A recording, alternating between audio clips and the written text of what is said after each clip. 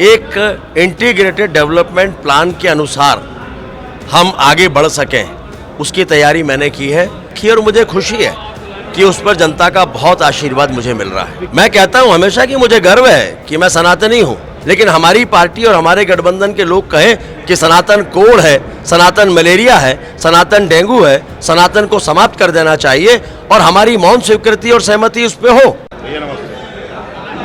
जबलपुर पश्चिम से चुनाव मैदान में उतरे सांसद राकेश सिंह अपनी ही शैली में जनता से मुखातिब हो रहे हैं और सघन जनसंपर्क भी जारी है और छोटी छोटी सभाओं के जरिए वो अपनी बात जनता तक रख रहे हैं। लेकिन सबसे महत्वपूर्ण है कि इस विधानसभा सीट में बीजेपी प्रत्याशी राकेश सिंह ने अपना दृष्टिपत्र जनता के सामने रख दिया है।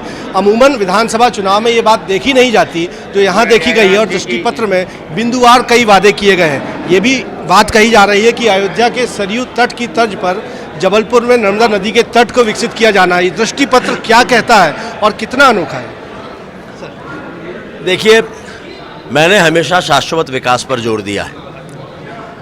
जब मैं 2004 में पहली बार सांसद बना था, तब भी मैंने अपना विजन डॉक्यूमेंट तैयार किया था और उसमें उन तमाम बातों का उल्लेख किया था जो जबलपुर का इंटीग्रेटेड डेवलपमेंट प्लान जिसे हम कह सकते हैं, और उस पर अमल किया और आज जबलपुर बड़े गांव की श्रेणी से बाहर निकल गया।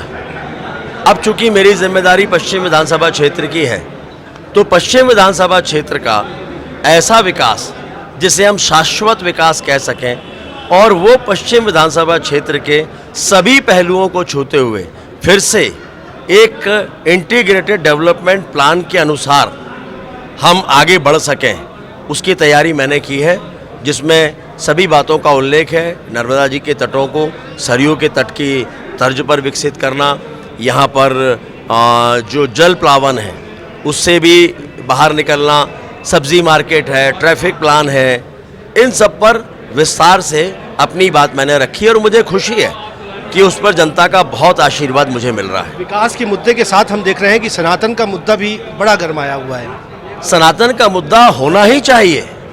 मैं कहता हूं हमेशा कि मुझे गर्व है कि मैं सनातनी हूं और हर किसी को यह गर्व है और होना भी चाहिए कि वो सनातनी है।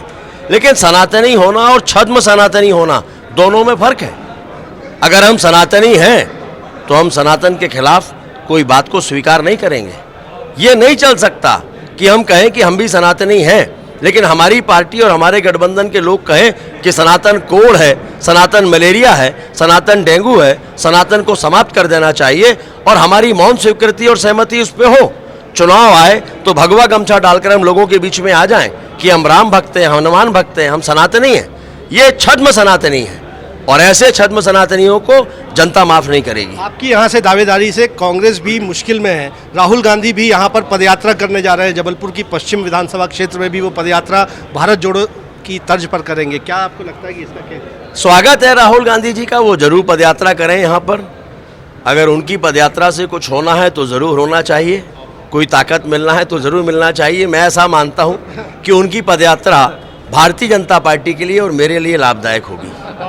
बहुत बहुत शुक्रिया। हमने बात की राकेश सिंह जी से जो कि अपना दृष्टिपत्र लेकर चुनाव मैदान में है। कह रहे हैं कि विकास के मुद्दे के साथ साथ सनातन का मुद्दा भी मौजूद है इस चुनाव में जो असर करेगा। राहुल गांधी की जबलपुर यात्रा पर, पदयात्रा पर वो कह रहे हैं कि वो आए, लेकिन स्वागत उसका कांग्रेस से ज़्यादा बीजेपी को। ये दावा है और दावा जनादेश अपने हक में आने का भी है। हालांकि इंतज़ार चुनाव परिणाम का।